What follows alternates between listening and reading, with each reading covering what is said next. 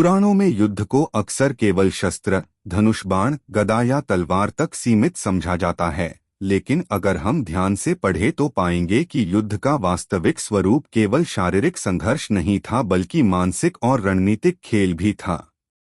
महाभारत और रामायण जैसी कथाओं में कई ऐसे उदाहरण मिलते हैं जहां प्रत्यक्ष युद्ध से पहले दुश्मन को भ्रमित करना, उसकी चाल को भांपना और उसकी मानसिक स्थिति का अध्ययन करना निर्णायक साबित हुआ। उदाहरण के लिए महाभारत में अर्जुन और दुर्योधन के बीच केवल अस्त्र शस्त्र की टक्कर नहीं थी, बल्कि इसमें रणनीति, समय का चयन, दुश्मन की कमजोरी का आकलन और मनोवैज्ञानिक दबाव डालना भी शामिल था। दुर्योधन और कौरवों की सेना ने केवल शक्ति पर भरोसा किया, जबकि पांडवों ने परिस्थिति का विश्लेषण किया, अपने सैनिकों का मनोबल बढ़ाया और दुश्मन की चालों को पढ़कर अपनी रणनीति बदली। इसी तरह रामायण में रावण के खिलाफ राम ने भी सीधे लड़ाई से पहले अनेक मानसिक और रणनीतिक चालें अपनाई, जैसे कि सेना को विभाजित करना, दुश्मन की निगाहें भ्रमित करना और उसकी मानसिक स्थिति पर नियंत्रण रखना। पुराणों में यह स्पष्ट रूप से दिखता है कि युद्ध में सिर्फ बल से जीतना पर्याप्त नहीं होता, बल्कि जीत हासिल करने के लिए मनोवैज्ञानिक रणनीति, संयम, दूरदर्शिता और दुश्मन की कमजोरियों को समझना अनिवार्य था। मनोवैज्ञानिक युद्ध का यह पहलू हमें यह सिखाता है कि व्यक्ति के मन की स्थिति, उसकी भावनाओं, डर और लालच को नियंत्रित करना भी युद्ध की दिशा तय कर सकता है। उदाहरण के तौर पर भीष्म, द्रोण और कृष्ण जैसे योद्धाओं ने केवल अपने अस्त्र शस्त्र से नहीं बल्कि अपनी मानसिक चतुराई और रणनीतिक सोच से युद्ध के परिणाम बदल दिए। युद्ध में डर फैलाना, प्रतिद्वंदी को भ्रमित करना, उसकी आत्मविश्वास की कमजोरी का लाभ उठाना और समय का सही इस्तेमाल करना, ये सभी तत्व पुराणों में बार बार देखने को मिलते हैं।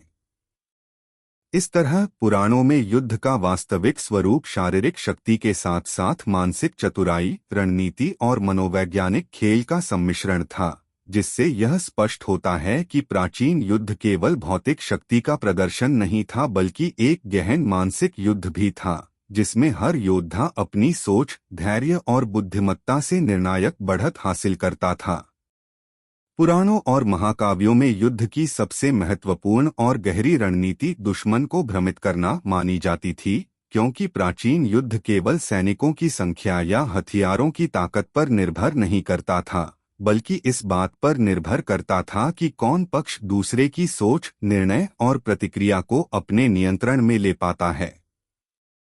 महाभारत में कई अवसरों पर यह स्पष्ट होता है कि रणनीतिक भ्रम युद्ध का एक संगठित और योजनाबद्ध हिस्सा था, न कि कोई अचानक लिया गया निर्णय। उदाहरण के लिए युद्ध से पहले सेनाओं की बनावट, व्यूह रचना और सेनानायकों की नियुक्ति केवल सैन्य व्यवस्था नहीं थी, बल्कि यह दुश्मन के मन में गलत अनुमान पैदा करने की एक विधि थी।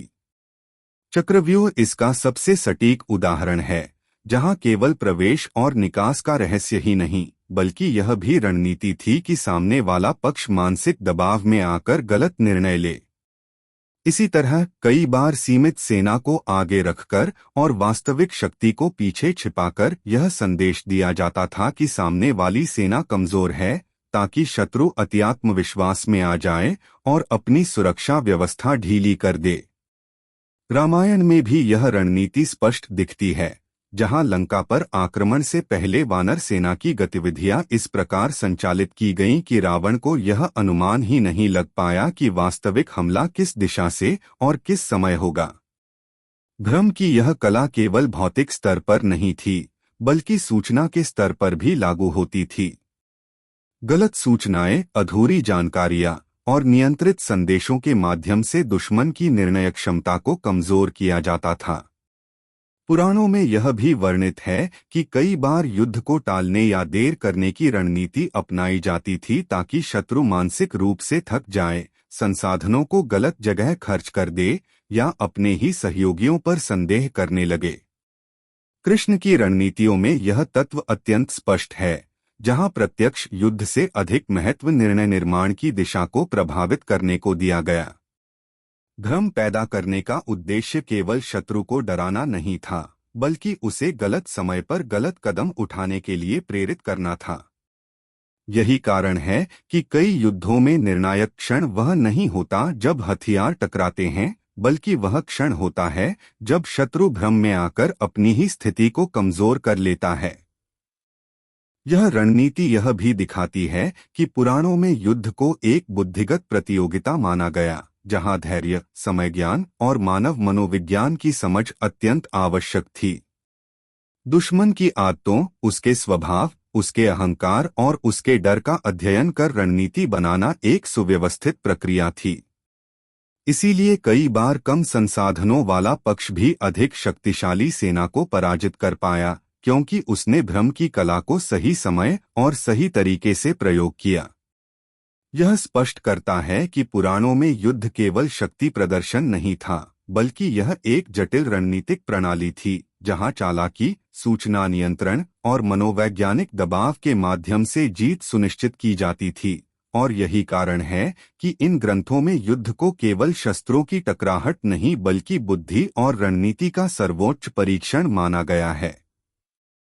पुराणों और महाकाव्यों में यह बार बार स्पष्ट रूप से दिखाई देता है कि युद्ध में केवल हथियार और सैनिकों की संख्या पर्याप्त नहीं होती, बल्कि जानकारी और खुफिया इंटेलिजेंस का महत्व उससे कहीं अधिक होता है, क्योंकि सही समय पर सही सूचना किसी भी युद्ध के परिणाम को पूरी तरह बदल सकती है। महाभारत और रामायण जैसी कथाओं में हम देखते हैं कि रणनीतिक सोच और खुफिया संचालन के माध्यम से ही पक्ष निर्णायक बढ़त हासिल कर पाते थे। उदाहरण के तौर पर महाभारत में पांडवों और कौरवों के बीच होने वाले युद्धों में प्रत्येक पक्ष की सेनाओं की चाल, उनकी स्थिति, उनकी ताकत और उनकी कमजोरियों की जानकारी अत्यंत मूल्यवान मानी जाती थी। इसी कारण से कृष्ण ने कई अवसरों पर गुप्त संदेशों और गुप्त सूचना नेटवर्क का प्रयोग किया, जिससे पांडवों को यह समझने में मदद मिली कि दुश्मन की वास्तविक ताकत और रणनीति क्या है। सूचना की यह प्रणाली केवल सामने वाले सेनानायक को भ्रमित करने के लिए नहीं थी, बल्कि यह सुनिश्चित करती थी कि हर कदम सोच समझकर उठाया जाए, ताकि नुकसान न्यूनतम हो और लाभ अधिकतम। रामायण में भी वानर सेना के द्वारा रावण के ठिकानों और सैनिकों की गुप्त निगरानी की जाती है, जिससे सेना को यह पता चलता है कि कब और कहां हमला करना सबसे लाभकारी रहेगा। खुफिया का यह काम केवल सेना की गतिविधियों पर नजर रखने तक सीमित नहीं था, बल्कि यह प्रत्यक्ष और अप्रत्यक्ष तरीके से दुश्मन की योजना और मनोस्थिति को समझने में भी मदद करता था। पुराणों में हम देखते हैं कि कई बार छोटी सी जानकारी का सही समय पर उपयोग ही युद्ध के निर्णायक मोड़ को जन्म देता है, जैसे कि दुश्मन की थकावट, उसकी सुरक्षा की कमजोरी या उसके नेतृत्व की अस्थिरता। इस प्रकार सही सूचना होने पर पक्ष न केवल रणनीतिक लाभ ले सकता है, बल्कि यह अपने संसाधनों का अधिकतम उपयोग कर सकता है और बिना बड़े नुकसान के निर्णायक कार्रवाई कर सकता है। खुफिया संचालन में गुप्त एजेंटों, संदेशवाहकों, गुप्त निशानों और सांकेतिक संकेतों का प्रयोग आम था, जिससे दुश्मन को यह पता ही नहीं चलता था कि उसके खिलाफ योजना बनाई जा रही है। पुराणों में यह भी दिखाया गया है कि खुफिया केवल आंकड़ों या सूचनाओं का संग्रह नहीं था, बल्कि उनके विश्लेषण और सही समय पर उनके उपयोग का ज्ञान भी आवश्यक था। युद्ध में यह तकनीक यह सुनिश्चित करती थी कि निर्णय लेने वाले सेनानायक किसी भी स्थिति में शांति और धैर्य बनाए रखें, गलत निर्णय न लें और परिस्थितियों का पूरी तरह लाभ उठा सकें। इससे यह स्पष्ट होता है कि पुराणों में सूचना और खुफिया का महत्व केवल युद्ध जीतने तक सीमित नहीं था, बल्कि यह मानसिक श्रेष्ठता, रणनीतिक निर्णय लेने की क्षमता और दुश्मन के खिलाफ निर्णायक बढ़त सुनिश्चित करने के लिए अनिवार्य था। इस प्रकार प्राचीन युद्धों में खुफिया का महत्व किसी भी आधुनिक सैन्य गुप्तचर प्रणाली से कम नहीं था, और यह दर्शाता है कि पुराणों में युद्ध केवल बाहरी शक्ति का प्रदर्शन नहीं था, बल्कि मानसिक, रणनीतिक और सूचनात्मक नियंत्रण का अद्वितीय संयोजन था, जिसमें हर योद्धा या सेनानायक अपनी बुद्धि, जागरूकता और विश्लेषणात्मक क्षमता के माध्यम से निर्णायक बढ़त प्राप्त करता था, और यही कारण है कि इतिहास में अक्सर छोटे और कुशल पक्ष बड़ी और शक्तिशाली सेनाओं को मात देते पाए जाते हैं। पुराणों और महाकाव्यों में युद्ध को केवल शारीरिक टकराव नहीं माना गया, बल्कि इसे भावनाओं के गहरे नियंत्रण और प्रबंधन का मैदान समझा गया, जहां डर, लालच और आत्मविश्वास जैसे भाव निर्णायक भूमिका निभाते थे। प्राचीन ग्रंथों में यह स्पष्ट रूप से दर्शाया गया है कि किसी भी सेना या योद्धा की वास्तविक शक्ति उसके हथियारों से अधिक उसके मनोबल और भावनात्मक संतुलन पर निर्भर करती है। महाभारत में बार बार यह दिखाया गया है कि जब किसी पक्ष में भय उत्पन्न होता है तो उसकी निर्णय क्षमता कमजोर होने लगती है, सैनिक गलत अनुमान लगाने लगते हैं और नेतृत्व पर भरोसा कम होने लगता है, जिससे पूरा सैन्य ढांचा अस्थिर हो जाता है। इसी कारण युद्ध से पहले शत्रु पक्ष में डर फैलाना एक सुव्यवस्थित रणनीति थी, जिसमें सेना की संख्या को बढ़ा चढ़ाकर दिखाना, अपने सेनानायकों की अपराजेय छवि बनाना और प्रतिद्वंदी को मानसिक रूप से कमजोर करना शामिल था। दूसरी ओर लालच को भी युद्ध में एक प्रभावी साधन के रूप में प्रयोग किया गया, जहां सत्ता, विजय, प्रतिष्ठा और लाभ के वादे करके लोगों को गलत निर्णय लेने या अपने ही सिद्धांतों से समझौता करने के लिए प्रेरित किया जाता था। पुराणों में यह स्पष्ट है कि लालच व्यक्ति की दूरदर्शिता को कम कर देता है और उसे तत्काल लाभ के पीछे दौड़ने के लिए मजबूर करता है, जिससे दीर्घकालिक नुकसान की संभावना बढ़ जाती है। इसके विपरीत आत्मविश्वास को युद्ध की सबसे बड़ी शक्ति माना गया, लेकिन केवल संतुलित आत्मविश्वास को ही श्रेष्ठ माना गया, क्योंकि अत्यधिक आत्मविश्वास अहंकार में बदल जाता है और रणनीतिक भूलों का कारण बनता है। महाभारत में कौरव पक्ष का अत्यात्मविश्वास और पांडव पक्ष का संयमित आत्मविश्वास इस अंतर को स्पष्ट रूप से दिखाता है, जहां एक पक्ष अपनी शक्ति को अंतिम सत्य मान बैठता है और दूसरा पक्ष परिस्थितियों का निरंतर मूल्यांकन करता रहता है। कृष्ण जैसे रणनीतिकारों की भूमिका यहाँ अत्यंत महत्वपूर्ण हो जाती है, क्योंकि वे योद्धाओं के भावनात्मक संतुलन को बनाए रखने, भय को नियंत्रित करने और आत्मविश्वास को सही दिशा में केंद्रित करने का कार्य करते हैं। रामायण में भी यह सिद्धांत दिखाई देता है, जहां वानर सेना का मनोबल बनाए रखना और रावण पक्ष में भय और भ्रम उत्पन्न करना युद्ध की दिशा को प्रभावित करता है। पुराण यह सिखाते हैं कि जो पक्ष भावनाओं को नियंत्रित कर लेता है वही परिस्थितियों को नियंत्रित कर पाता है, और जो भावनाओं के वश में आ जाता है वह अपनी ही शक्ति को कमजोर कर देता है। इस प्रकार डर, लालच और आत्मविश्वास का उपयोग या दुरुपयोग युद्ध में केवल सहायक तत्व नहीं था, बल्कि यह मुख्य रणनीति का हिस्सा था, जो यह निर्धारित करता था कि कौन पक्ष दबाव में टूटेगा और कौन पक्ष स्थिर रहकर निर्णायक बढ़त हासिल करेगा। यह भावनात्मक युद्ध यह दर्शाता है कि प्राचीन काल में भी मानव मनोविज्ञान की गहरी समझ मौजूद थी और युद्ध को एक ऐसे मंच के रूप में देखा जाता था जहां मन, भावना और बुद्धि का संतुलन ही वास्तविक विजय की कुंजी था। पुराणों और महाकाव्यों में वर्णित सैन्य रणनीतियां केवल युद्ध तकनीक या हथियारों की व्यवस्था नहीं थीं, बल्कि वे मानव मनोविज्ञान की गहरी समझ पर आधारित सुव्यवस्थित प्रणालियां थीं, जिनका उद्देश्य प्रतिद्वंदी की सोच, निर्णय और व्यवहार को प्रभावित करना था। प्राचीन ग्रंथों में यह स्पष्ट रूप से दिखाई देता है कि युद्ध की योजना बनाते समय सेनानायक पहले शत्रु की मानसिक प्रवृत्ति, उसके नेतृत्व की शैली, उसके सैनिकों के मनोबल और उसकी निर्णय क्षमता का अध्ययन करते थे, क्योंकि यह समझना आवश्यक था कि कौन सी परिस्थिति में शत्रु भयभीत होगा, कब वह अत्यात्मविश्वास में गलती करेगा और कब वह दबाव में गलत निर्णय लेगा। महाभारत में सेनाओं की संरचना, युद्ध का समय और आक्रमण की दिशा का चयन इसीलिए सोच समझकर किया जाता था ताकि शत्रु की मानसिक तैयारी को कमजोर किया जा सके। उदाहरण के लिए, किसी विशेष सेना नायक को आगे रखकर युद्ध प्रारंभ करना केवल शक्ति प्रदर्शन नहीं था, बल्कि यह संदेश देना था कि नेतृत्व मजबूत और आत्मविश्वास से भरा हुआ है, जिससे शत्रु पक्ष पहले ही मानसिक दबाव में आ जाए। रामायण में भी सैन्य रणनीतियों के पीछे यह मनोवैज्ञानिक दृष्टिकोण स्पष्ट रूप से दिखता है, जहां सेना की गति, विश्राम का समय और आक्रमण की तीव्रता इस प्रकार नियंत्रित की जाती थी कि सैनिकों का मनोबल बना रहे और शत्रु मानसिक थकावट का शिकार हो जाए। पुराण यह बताते हैं कि मानव मन लगातार तुलना करता है, अनुमान लगाता है और भविष्य के भय या लाभ को लेकर निर्णय करता है, और सफल रणनीति वही होती थी जो इन मानसिक प्रक्रियाओं को अपने पक्ष में मोड़ ले। इसीलिए कई बार युद्ध को जानबूझकर लंबा खींचा जाता था ताकि शत्रु संसाधनों की कमी, थकान और मानसिक तनाव से टूट जाए, जबकि स्वयं की सेना को नियंत्रित विश्राम और प्रेरणा दी जाती थी।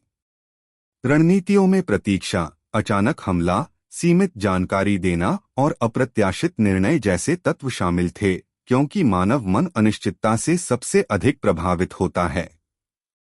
जब शत्रु को यह समझ ही न आए कि अगला कदम क्या होगा, तो उसका आत्मविश्वास धीरे धीरे कमजोर होने लगता है। पुराणों में यह भी दिखाया गया है कि सैन्य रणनीति का एक बड़ा हिस्सा अपने सैनिकों के मनोविज्ञान से भी जुड़ा था, क्योंकि भयभीत या असंतुलित सेना अपनी ही शक्ति को निष्प्रभावी बना देती है। इस कारण सेनानायक प्रेरक संवाद, नैतिक मूल्यों और स्पष्ट उद्देश्य के माध्यम से सैनिकों को मानसिक रूप से स्थिर रखते थे। कृष्ण जैसे रणनीतिकारों की भूमिका यहाँ निर्णायक हो जाती है, क्योंकि वे परिस्थितियों के अनुसार योद्धाओं की सोच को दिशा देते थे, ताकि वे भावनाओं के प्रभाव में आकर गलत निर्णय न लें। इस प्रकार पुराणों में वर्णित सैन्य रणनीतियां यह स्पष्ट करती हैं कि युद्ध जीतने की कुंजी केवल बाहरी संसाधनों में नहीं, बल्कि मानव मन की कार्यप्रणाली को समझने और नियंत्रित करने में निहित थी। और यही कारण है कि इन ग्रंथों में युद्ध को बुद्धि, धैर्य और मनोवैज्ञानिक संतुलन का सर्वोच्च परीक्षण माना गया है, जहां जो पक्ष मानव मनोविज्ञान को बेहतर समझता है वही अंततः निर्णायक बढ़त हासिल करता है। पुराणों और महाकाव्यों में युद्ध की सबसे उन्नत और सूक्ष्म रणनीतियों में से एक दूसरों की सोच को पढ़ने की तकनीक मानी जाती थी, क्योंकि जो पक्ष प्रतिद्वंदी की मानसिक दिशा को समझ लेता था, वही उसके अगले कदम का अनुमान लगाकर पहले से तैयारी कर सकता था। प्राचीन ग्रंथों में यह स्पष्ट रूप से दर्शाया गया है कि योद्धा और सेनानायक केवल शारीरिक गतिविधियों पर ध्यान नहीं देते थे, बल्कि शत्रु के व्यवहार, उसकी प्रतिक्रियाओं, उसके निर्णयों की गति और उसके संवाद के ढंग से उसकी मानसिक स्थिति का विश्लेषण करते थे। महाभारत में कई बार यह देखा जाता है कि युद्ध से पहले या युद्ध के दौरान किसी सेनानायक की जल्दबाजी, मौन, क्रोध या अत्यात्मविश्वास उसके अगले निर्णय का संकेत देता था, और अनुभवी रणनीतिकार इन संकेतों को पहचानकर अपनी योजना में परिवर्तन कर लेते थे। रामायण में भी यह मानसिक खेल दिखाई देता है, जहां शत्रु की गतिविधियों के पैटर्न, उसकी सुरक्षा व्यवस्था और उसके नेतृत्व की प्रतिक्रियाओं से यह अनुमान लगाया जाता था कि वह किस परिस्थिति में कैसे प्रतिक्रिया देगा। पुराणों में यह तकनीक केवल अनुमान पर आधारित नहीं थी, बल्कि यह लंबे समय तक किए गए अवलोकन और अनुभव पर आधारित एक व्यवस्थित प्रक्रिया थी। किसी भी पक्ष की आदतें, उसकी पूर्व रणनीतियां और उसके नेतृत्व की मानसिक प्रवृत्ति का अध्ययन करके यह समझा जाता था कि वह जोखिम कब उठाएगा और कब पीछे हटेगा। इस मानसिक खेल का एक महत्वपूर्ण पहलू यह भी था कि स्वयं अपनी मंशा को छुपाया जाए और शत्रु को भ्रम में रखा जाए, क्योंकि जब शत्रु आपकी सोच को नहीं पढ़ पाता, तो वह अपने निर्णयों में अनिश्चितता महसूस करने लगता है। पुराणों में यह दिखाया गया है कि कई बार जानबूझकर कुछ संकेत दिए जाते थे ताकि शत्रु उन्हें गलत तरीके से पढ़े और अपनी रणनीति को उसी गलत अनुमान के अनुसार बदल ले। यह रणनीति मानव मनोविज्ञान की उस प्रवृत्ति पर आधारित थी जिसमें व्यक्ति अधूरी जानकारी के आधार पर निष्कर्ष निकालने की कोशिश करता है।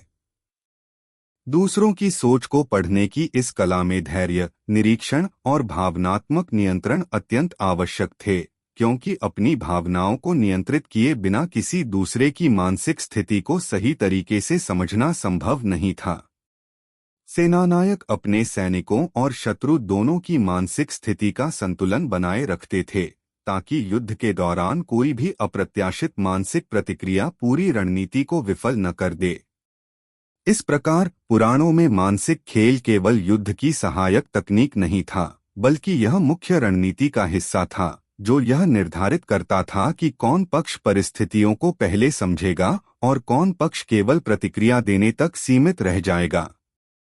यह स्पष्ट करता है कि प्राचीन युद्धों में विजय का मार्ग केवल हथियारों से नहीं, बल्कि मानव सोच, व्यवहार और निर्णय प्रक्रिया को समझने और प्रभावित करने की क्षमता से होकर गुजरता था। और यही कारण है कि इन ग्रंथों में दूसरों की सोच को पढ़ने की कला को रणनीतिक बुद्धिमत्ता का सर्वोच्च रूप माना गया है।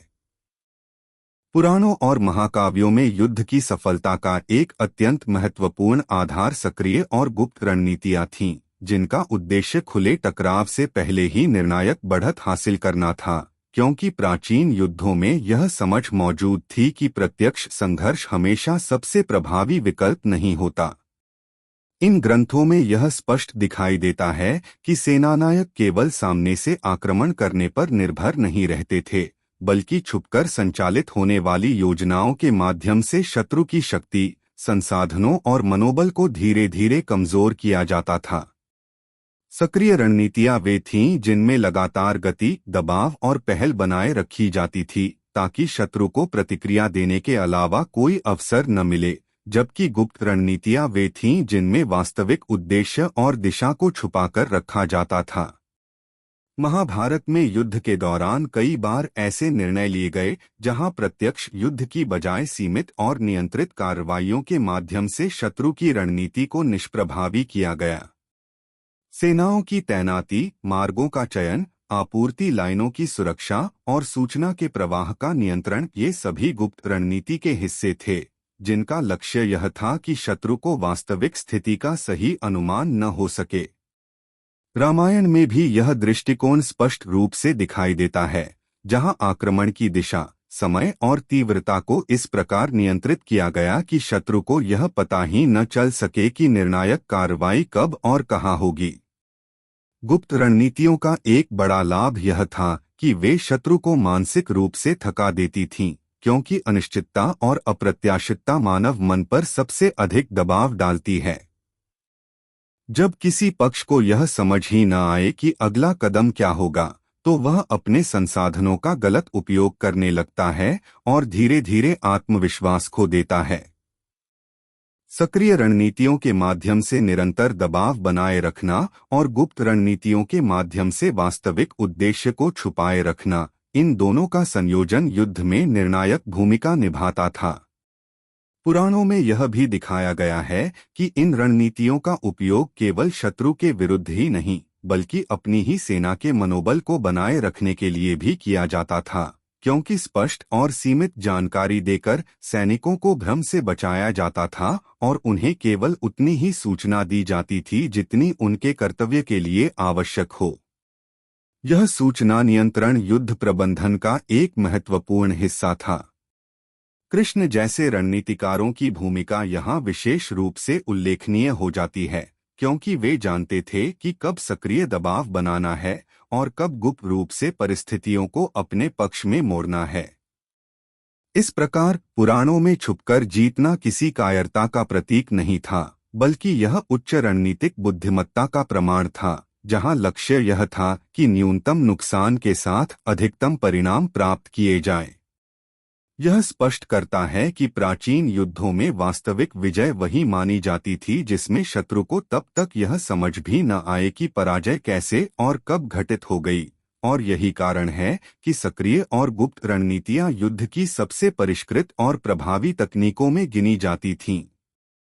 पुराणों में नेतृत्व और निर्णय लेने की मानसिक कला को केवल सेना या साम्राज्य के प्रशासन तक सीमित नहीं देखा गया, बल्कि इसे एक गहन मनोवैज्ञानिक और रणनीतिक कौशल के रूप में प्रस्तुत किया गया है, जिसका उद्देश्य युद्ध के निर्णायक क्षण में सबसे सही और प्रभावशाली निर्णय लेना था। इसमें केवल शक्ति, बहादुरी या संख्या का महत्व नहीं था, बल्कि बुद्धि, दूरदर्शिता, स्थिति का मूल्यांकन और विभिन्न संभावित परिणामों का अनुमान लगाने की क्षमता सर्वोपरि थी। महाभारत में कई ऐसे उदाहरण मिलते हैं जहां सेनानायक जैसे भीष्म, द्रोण, कृष्ण और युधिष्ठिर ने केवल अपनी सैन्य क्षमता पर भरोसा नहीं किया, बल्कि प्रतिद्वंदी की रणनीति, सेना की स्थिति, सैनिकों के मनोबल और व्यक्तिगत तथा सामूहिक मनोवैज्ञानिक कारकों का विस्तृत विश्लेषण करके निर्णय लिया। नेतृत्व की यह मानसिक कला यह सुनिश्चित करती थी कि हर निर्णय केवल तत्काल परिणाम नहीं बल्कि दीर्घकालिक परिणाम को ध्यान में रखकर लिया जाए, जिससे पक्ष को केवल युद्ध में सफलता नहीं बल्कि स्थायी रणनीतिक बढ़त भी मिल सके। पुराणों में यह स्पष्ट रूप से दिखाया गया है कि एक कुशल नेतृत्वकर्ता अपने निर्णयों के प्रभाव को केवल भौतिक स्तर पर नहीं बल्कि मनोवैज्ञानिक और रणनीतिक स्तर पर भी मापता था, यह जानकर कि उसका निर्णय सैनिकों के मनोबल को कैसे प्रभावित करेगा, शत्रु की योजना को किस हद तक विफल कर सकता है और युद्ध की दिशा को किस प्रकार बदल सकता है। उदाहरण के तौर पर, युद्ध के दौरान अचानक रणनीति बदलने, सेना की तैनाती को पुनर्व्यवस्थित करने, गुप्त सैनिकों को निर्णय लेने की स्थिति में रखने या शत्रु के भ्रम का लाभ उठाने जैसे कदम केवल शक्ति प्रदर्शन नहीं थे, बल्कि यह गहरी मानसिक और रणनीतिक सोच का परिणाम थे। रामायण में भी यह मानसिक कला स्पष्ट रूप से दिखाई देती है, जहां राम और उनके सहयोगियों ने प्रत्येक आक्रमण, मार्ग और निर्णय को इस तरह से योजनाबद्ध किया कि उनके सैनिकों का मनोबल उच्च बना रहे और रावण पक्ष लगातार मानसिक दबाव में रहे। पुराणों में नेतृत्व का यह पहलू केवल युद्ध तक ही सीमित नहीं था, बल्कि इसमें सूचना का विश्लेषण, गुप्त रणनीतियों का संचालन, सैनिकों और सहयोगियों की मनोस्थिति का प्रबंधन और शत्रु की प्रतिक्रियाओं का पूर्वानुमान शामिल था। इस मानसिक कला में धैर्य, स्पष्ट दृष्टिकोण, परिस्थितियों का गहन अध्ययन और निर्णायक क्षणों में सहज निर्णय लेने की क्षमता शामिल थी, और इसे बिना अभ्यास, अनुभव और गहन अवलोकन के विकसित करना असंभव था। श्रेष्ठ नेतृत्वकर्ता यह समझते थे कि शत्रु का केवल शारीरिक पराक्रम ही नहीं, बल्कि उसके निर्णय, उसकी आशंकाएं, उसका आत्मविश्वास या उसका भय युद्ध के परिणाम को प्रभावित कर सकता है, और इसी समझ के आधार पर वे अपनी सेना और संसाधनों का संचालन करते थे। इस प्रकार पुराणों में नेतृत्व और निर्णय लेने की मानसिक कला केवल आदेश देने या योजना बनाने तक सीमित नहीं थी, बल्कि यह एक ऐसी गहन रणनीतिक क्षमता थी जिसमें मानव मनोविज्ञान, समय प्रबंधन, संसाधनों का सर्वोत्तम उपयोग और संभावित परिणामों का पूर्वानुमान शामिल था, और जो पक्ष इस कला में पारंगत था वही निर्णायक बढ़त प्राप्त करता था। यही कारण है कि पुराणों में श्रेष्ठ नेतृत्वकर्ता अक्सर प्रत्यक्ष शक्ति से अधिक प्रभावशाली दिखाई देते हैं, क्योंकि उन्होंने युद्ध और संघर्ष को केवल शारीरिक टकराव नहीं बल्कि एक मानसिक और रणनीतिक प्रतिस्पर्धा के रूप में देखा और उस प्रतिस्पर्धा में अपनी बुद्धि, दूरदर्शिता और मनोवैज्ञानिक नियंत्रण के माध्यम से विजय प्राप्त की। पुराणों और महाकाव्यों में युद्ध और संघर्ष की सबसे महत्वपूर्ण और लगातार दोहराई गई रणनीति में से एक थी कठिन परिस्थितियों में धैर्य और मनोबल बनाए रखना, क्योंकि किसी भी लड़ाई में, चाहे वह भौतिक, मानसिक या सामरिक हो, केवल शस्त्र और संख्या पर निर्भर रहना पर्याप्त नहीं होता। वास्तविक विजय उन्हीं को मिलती थी जिन्होंने अपने मन और सेना दोनों को तनाव, असमंजस, भय, थकावट और अप्रत्याशित परिस्थितियों के बावजूद नियंत्रित रखा। महाभारत में हम देखते हैं कि युद्ध के दौरान पांडवों की सेना कई बार अत्यधिक कठिन परिस्थितियों से गुजरती है। उनके सामने शक्तिशाली कौरव सेनाएं होती हैं, विभिन्न प्रकार के युद्धास्त्रों का सामना करना पड़ता है और कई बार रणनीतिक स्थिति भी उनके खिलाफ होती है, लेकिन उनके मनोबल और धैर्य के कारण ही वे बार बार निर्णायक क्षणों में स्थिर रहते हैं। कृष्ण की रणनीतियों में विशेष ध्यान इस बात पर दिया गया कि योद्धाओं का मनोबल कभी टूटने न पाए, क्योंकि सैनिकों के मन की स्थिरता सीधे उनकी युद्ध क्षमता और निर्णय लेने की क्षमता को प्रभावित करती थी। रामायण में भी यह स्पष्ट दिखाई देता है कि वानर सेना और राम स्वयं केवल ताकत पर भरोसा नहीं करते थे। कठिनाइयों का सामना करते हुए उनकी मानसिक तैयारी, संयम और उद्देश्य की स्पष्ट समझ ही उन्हें लंबी और चुनौतीपूर्ण लड़ाइयों में सफल बनाती है। पुराण इस बात को बार बार रेखांकित करते हैं कि मनोबल और धैर्य का टूटना ही अक्सर हार का मुख्य कारण बनता है, और इसलिए सेनानायक और रणनीतिकार इस बात पर विशेष ध्यान देते थे कि परिस्थितियों के अनुसार उचित समय पर विश्राम, प्रोत्साहन और प्रेरक संदेश दिए जाएं। कठिन परिस्थितियों में धैर्य का महत्व केवल शत्रु के खिलाफ नहीं, बल्कि स्वयं की सेना और सहयोगियों के बीच सामूहिक मानसिक संतुलन बनाए रखने में भी था। उदाहरण के तौर पर, अगर सेना में भय फैल जाए तो छोटी छोटी परिस्थितियां भी गंभीर नुकसान का कारण बन सकती हैं, और इसलिए पुराणों में बार बार यह संकेत मिलता है कि मानसिक स्थिरता बनाए रखना, गलत निर्णयों से बचना और परिस्थितियों का शांतिपूर्ण मूल्यांकन करना अधिक आवश्यक था। इस धैर्य और मनोबल को बनाए रखने की क्षमता केवल अनुशासन और प्रशिक्षण तक सीमित नहीं थी, बल्कि इसमें नेतृत्वकर्ता की क्षमता, निर्णय लेने की स्पष्टता, सैनिकों का मनोबल बनाए रखने की रणनीति और अप्रत्याशित परिस्थितियों में संयम बनाए रखने की मानसिक शक्ति शामिल थी।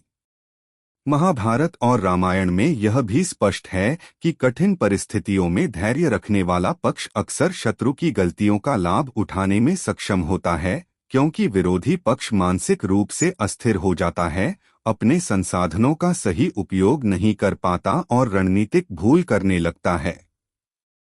पुराणों में यह सिखाया गया है कि युद्ध में सबसे अधिक निर्णायक शक्ति केवल शस्त्र और बल नहीं, बल्कि मानसिक संतुलन, धैर्य और मनोबल है, और जो पक्ष इसे बनाए रखने में सक्षम होता है, वह चाहे कितनी भी चुनौतीपूर्ण परिस्थितियों में हो, निर्णायक बढ़त प्राप्त कर सकता है।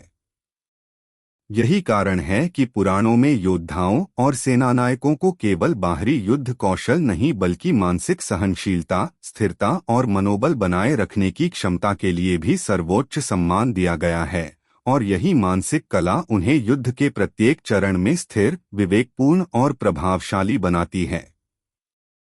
पुराणों और महाकाव्यों में विकसित की गई युद्ध और रणनीति की मानसिक प्रणालियां केवल प्राचीन रणभूमि तक सीमित नहीं रहीं, बल्कि उनका व्यावहारिक उपयोग आज के जीवन, खेल और प्रतिस्पर्धात्मक वातावरण में भी स्पष्ट रूप से देखा जा सकता है, क्योंकि मानव मन, निर्णय प्रक्रिया और दबाव में व्यवहार की मूल संरचना समय के साथ नहीं बदलती।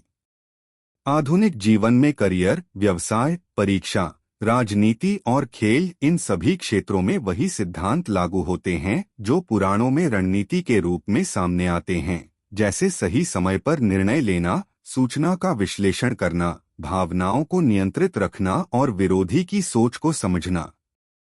खेलों में, विशेष रूप से क्रिकेट, शतरंज, कबड्डी और फुटबॉल जैसे प्रतिस्पर्धात्मक खेलों में, टीम की जीत केवल शारीरिक क्षमता पर निर्भर नहीं करती, बल्कि खिलाड़ी और कोच की रणनीतिक सोच, विरोधी टीम की कमजोरियों का अध्ययन और दबाव में शांत रहकर निर्णय लेने की क्षमता पर निर्भर करती है, जो सीधे पुराणों में वर्णित मानसिक युद्ध सिद्धांतों से मेल खाती है। उदाहरण के तौर पर, खेल में फील्ड प्लेसमेंट, खिलाड़ी की भूमिका बदलना या रणनीति को अचानक संशोधित करना वही सिद्धांत दर्शाता है जो पुराणों में परिस्थिति के अनुसार योजना बदलने की सलाह देता है। आज के जीवन में भी जब कोई व्यक्ति कठिन परिस्थितियों का सामना करता है, जैसे नौकरी में प्रतिस्पर्धा, आर्थिक दबाव या व्यक्तिगत संघर्ष, तो धैर्य, मनोबल और दीर्घकालिक दृष्टिकोण वही भूमिका निभाते हैं जो युद्ध में निभाते थे। पुराण यह सिखाते हैं कि हर स्थिति में तुरंत प्रतिक्रिया देना आवश्यक नहीं होता, बल्कि कई बार प्रतीक्षा, निरीक्षण और सही समय का इंतजार ही सबसे प्रभावी रणनीति होती है, और यही सिद्धांत आधुनिक निर्णय निर्माण में भी उपयोगी है। सूचना और खुफिया का महत्व आज डेटा, विश्लेषण और योजना के रूप में सामने आता है, जहां सही जानकारी के बिना लिया गया निर्णय नुकसानदायक हो सकता है। इसी तरह भावनाओं का नियंत्रण, डर, लालच और अतिआत्मविश्वास से बचना आज के जीवन में भी उतना ही आवश्यक है, क्योंकि भावनात्मक असंतुलन व्यक्ति को गलत निर्णय लेने की ओर ले जाता है। पुराणों की रणनीतियां यह भी सिखाती हैं कि नेतृत्व केवल आदेश देने से नहीं, बल्कि टीम या परिवार के मनोबल को बनाए रखने, स्पष्ट दिशा देने और संकट के समय स्थिर रहने से विकसित होता है। खेल और जीवन दोनों में वही व्यक्ति या टीम सफल होती है जो दबाव में भी अपनी रणनीति नहीं छोड़ती और विरोधी की गलतियों का धैर्यपूर्वक लाभ उठाती है। इस प्रकार पुराणों में वर्णित रणनीतिक और मानसिक सिद्धांत आज के जीवन और खेल में व्यवहारिक मार्गदर्शन प्रदान करते हैं, यह दिखाते हुए कि सफलता केवल बाहरी संसाधनों या प्रतिभा से नहीं, बल्कि सोच, अनुशासन, मनोवैज्ञानिक संतुलन और सही समय पर लिए गए निर्णयों से प्राप्त होती है। और यही कारण है कि प्राचीन ग्रंथों की ये रणनीतियाँ आज भी उतनी ही प्रासंगिक, प्रभावी और उपयोगी सिद्ध होती हैं।